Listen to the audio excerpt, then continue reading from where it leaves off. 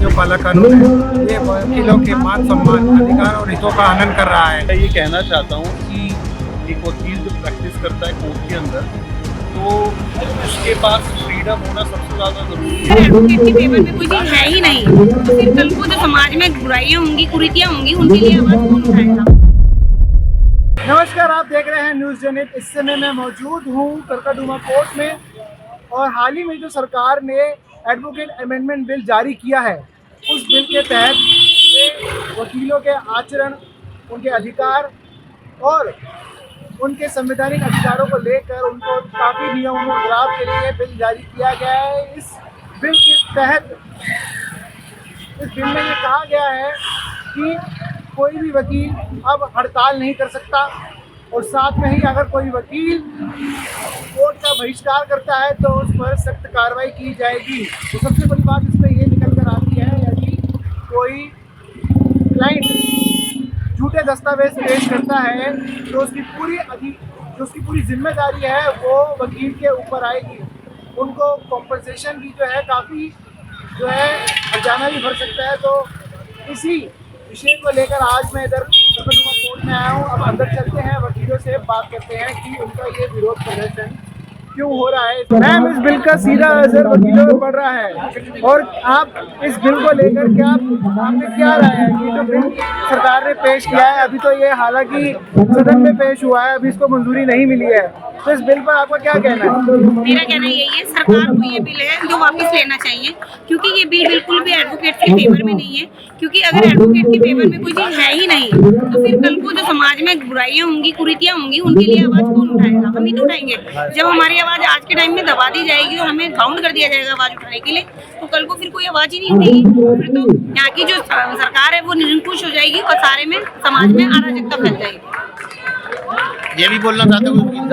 मैं लोकेश वर्मा करकड़दुमा कोर्ट से इस मंच के माध्यम से कहना चाहता हूँ, ये जो काला कानून है ये वकीलों के मान सम्मान अधिकार और हितों का हनन कर रहा है। और जहाँ भी वकीलों के मान सम्मान अधिकार और हितों की बात आएगी तो वकील एक हैं, ये ना समझे कि वकील बढ़ गए हैं। वकील एकता जिंदाबाद, वकील एकता जिंदाबाद।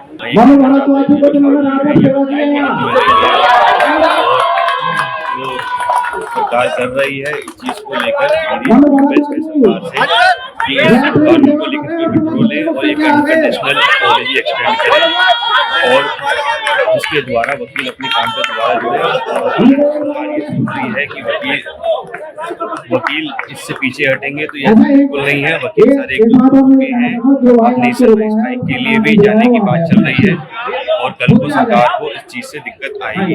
तो एडवोकेट अमेंडमेंट बिल 2025 लाया गया है, क्या ये माना जाए कि ये वकीलों के संवैधानिक अधिकारों का हनन है और ये प्रत्यक्ष हमला है?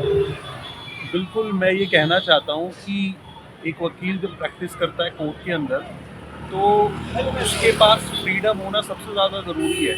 अगर वो फ्रीडम के साथ अपनी बातों को कोर्ट के अंदर अगर नहीं रखेगा तो जो भी उसका क्लाइंट है या जो भी एक जनमानस है उसको न्याय नहीं मिल पाएगा। हमारे कॉन्स्टिट्यूशन के अंदर और सारे कानूनों के अंदर जो जजेस हैं उनको डिस्क्रिशनरी पावर दी गई है कि वो अपनी स्वायत्तता से अपने विवेक के अनुसार किसी भी मसले पर अपना निर्णय दे सकते हैं। उस डिस्क्रिशनरी पावर पे अगर कोई उसको मिसयूज़ करता है, कि कोई जज भी अगर मिसयूज़ करता है, जाने अनजाने, अनइंटेंशनली या इंटेंशनली अगर उसको मिसयूज़ करता है, तो उस पर अगर कोई अंकुश लगा सकता है या फिर उस पर अगर कोई सवाल उठाता है, वो सिर्फ एक वकील ही है जो उस पर सवाल उठाता है। अगर वकील की ये फ्रीडम को ही छीन लिया जाएगा, उसके जो राइट्स हैं उनको कर्टेल कर दिया जाएगा, तो फिर वो अपनी बात को कैसे रखेगा? अभी जो वकीलों के पास अधिकार है कि वो अगर कोई उनको लगता है कि भाई कोई अगर गलत कार्य कोर्ट परिसर में या बाहर सरकार के द्वारा या जजेस के द्वारा अगर किया जा रहा है, उसको लेकर के उनके पास स्ट्राइक करने का जो अधिकार है, अगर उस मौलिक अधिकार को ही, अगर उस right to freedom of speech को उनसे छीन लिया जाएगा, तो फिर वो अपनी बात किसके सामने रखेंगे? आज हम देख रहे हैं कि सरकार और बाकी जितनी भी संस्थाएं हैं वो मनमाने तरीके से काम करती हैं और किसी का भी पक्ष को सुनती नहीं है और अपने जो निर्णय हैं वो आर्बिट्रेरी रूप से लेती हैं। तो उन पर अगर कोई अंकुश लगाने का कार्य करता है तो वो सिर्फ एक वकील है। वकील ना सिर्फ जनमानस आम लोगों की सहायता के लिए उपलब्ध है, बल्कि अगर कोई नेता या कोई जज या कोई वकील या कोई और भी अगर कभी कहीं किसी भी मामले में उसको मतलब उसको अगर इंसाफ चाहिए तो उसको एक वकील की ही ज़रूरत पड़ती है। अगर वकील की फ्रीडम कोई छीन लिया जाएगा तो फिर ये देश जो है वो सुरक्षित नहीं रहेगा। पुलिस भी मनमाने तरीके से कार्य करती है और पुलिस अगर किसी से सिर्फ डरती है तो वो सिर्फ वकील ही हैं जिनसे वो डरती है। मैं यही कहना चाहूँगा, सरकार को इस पर विचार करके इन सभी अमेंडमेंट्स को वापस लेना चाहिए, इस बिल को वापस लेना चाहिए। ये बिल जो है वो जन विरोधी है, एडवोकेट्स के खिलाफ है, फ्रीडम ऑफ स्पीच के खिलाफ है। हाल ही में बीसीआई ने भी बोल दिया कि अगर इस प्रोटेस्ट को विड्रॉ नहीं करते तो आपको इलेक्शन में कंटेस्ट नहीं करना दिया जाएगा। और इस बिल को लेकर आपकी नाराजगी क्यों है? देखिए, ऐसा है, बीसीआई से हमारी अपील है और बीसीआई से हमारी रिक्वेस्ट भी है। अगर वो इस तरह की चीजें हम लोगों के बीच में फैलाएंगे या हमसे रिक्वेस्ट करेंगे तो हम उनका साथ नहीं दे पाएंगे, क्योंकि देखिए बीसीआई हमारी बढ़िया अथॉरिटी है, मानते हैं, हम उनका रिगार्ड करते हैं, लेकिन ये आना चाहिए और ये सब चीजें नहीं चलेंगी। अभी हाल ही में बीसीआई ने ये नोटिस भी जारी किया है कि अगर आप लोग इस हड़ताल को ख़त्म नहीं करते हैं तो आगे वकीलों को इलेक्शन भी कंटेस्ट करने नहीं दिया जाएगा। इस पर आपकी क्या राय है? मेरी राय इसमें बीसीआई मनन मिश्रा के खिलाफ है बिल्कुल। पहले तो एक वो बीसीआई के चेयरमैन हैं और अब उन्होंने राज्यसभा की सांसद भी ले ली है। मेरे अकॉर्डिंग उन्हें इस्तीफा दे देना चाहिए, मतलब मोरली दे देना चाहिए। जो हम सब वकीलों के साथ नहीं खड़े हो सकते, वो इस समय इतने बड़े पद पे बैठे हैं बीसीआई के चेयरमैन पे, उन्हें इस पद पे रहने का कोई हकदार नहीं है। उल्टा उन्हें हमारी स्ट्राइक को सपोर्ट करना चाहिए। गवर्नमेंट को बोलना चाहिए कि ये वाकई जेन्युइन रीज़न है और गवर्नमेंट को ये काले कानून वापस लेने के लिए कहना चाहिए। जैसा कि हम जानते हैं कि अगर ये एडवोकेट एक्ट अप्लाई हो गया, इससे हम सब वकील भाइयों की सारी प्रैक्टिस खत्म होने वाली है, क्योंकि इसमें बहुत गलत प्रोविजंस डाल दिए हैं। कल को कोई क्लाइंट हार भी जाएगा, वो हम पे केस कर देगा। तो ये सारे पॉइंट्स हैं और हमें ना राइट टू प्रोटेस्ट दिया जाएगा।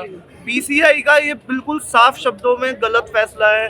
बीसीआई बस सरकार के जैसे नाच नहीं रही होती हाथों पे कि जैसे सरकार कह रहे हैं वैसे ही वो कर रही है। तो सबसे बड़ी बात ये निकल कर आ रही है इस बिल के अंदर जो है कि अगर क्लाइंट झूठे दस्तावेज पेश करता है तो उसकी पूरी जिम्मेदारी जो है वकील को उठानी पड़ सकती है। क्या ये कितने हद तक सही है? ये देखो, ये जो बिल है ये हमारे खिलाफ है, अधिवक्ताओं के खिलाफ है, तो हम इसे सहन नहीं करेंगे, क्योंकि ये जो एक सरकार की सोच समझे साजिश है हम लोगों के खिलाफ। क्योंकि जब भी देश में आंदोलन हुए समाज के हित में तो वकीलों का बड़ा योगदान रहा।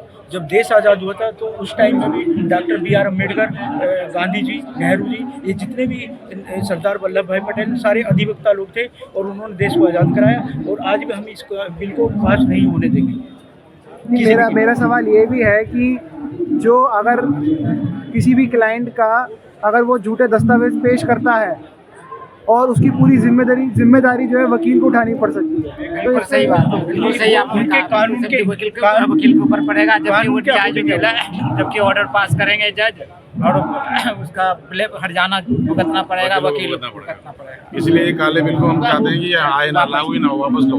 काला बिल ही पास नहीं हुआ तो हमने मांगा, हमने एडवोकेट प्रोटेक्शन एक्ट मांगा, लेकिन वो ना लाकर ये अमेंडमेंट नया ला रहे हैं, लागू कर दिया, जिससे कि हमारा इसके खिलाफ ही विरोध। बहुत अफसोस की बात है, न्याय दिलवाने वालों को ही आज अपने न्याय के लिए लड़ना पड़ रहा है। कई दिन से यहाँ पर लोग स्ट्राइक पे पूरी रात जाग रहे हैं, लोग सरकार आंख बंद किए हुए हैं, उन्हें ये नहीं पता बड़े जजों को भी वकीलों की जरूरत पड़ती है।